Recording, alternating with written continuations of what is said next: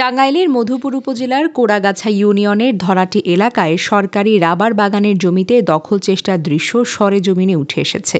ঘটনাস্থলে গিয়ে দেখা যায় বাগানের সীমানার ভেতরে মাটি কেটে সমান করা হয়েছে এবং বিভিন্ন স্থানে মাটি ভরাট করে জায়গাটিকে বসবাসের উপযোগী করে তোলার কাজ চলছে।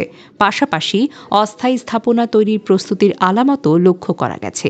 এ সময় রাবার বাগানের কর্মকর্তারা ঘটনাস্থলে গিয়ে এসব কার্যক্রমে বাধা দেওয়ার চেষ্টা করলে পরিস্থিতি যেন উত্তপ্ত হয়ে ওঠে।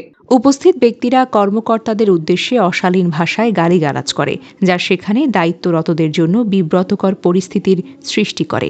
এদিকে সরেজমিনে আরও জানা যায়, যারা এসব কার্যক্রমে জড়িত তারাই উল্টো রাবার বাগানের কর্মকর্তাদের বিরুদ্ধে বিভিন্ন মিথ্যা অভিযোগ ছড়ানোর চেষ্টা চলছে,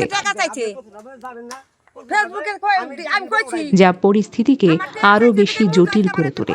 সরকারি সম্পত্তির এমন পরিস্থিতিতে উদ্বেগ প্রকাশ করেছেন স্থানীয়রা। তারা দ্রুত কার্যকর প্রশাসনিক পদক্ষেপ কামনা করেছেন, যাতে বাগানের জমি রক্ষা করা যায়। রাবার বাগান কর্তৃপক্ষ জানিয়েছে, বিষয়টি নিয়ে প্রয়োজনীয় প্রক্রিয়া চলমান রয়েছে।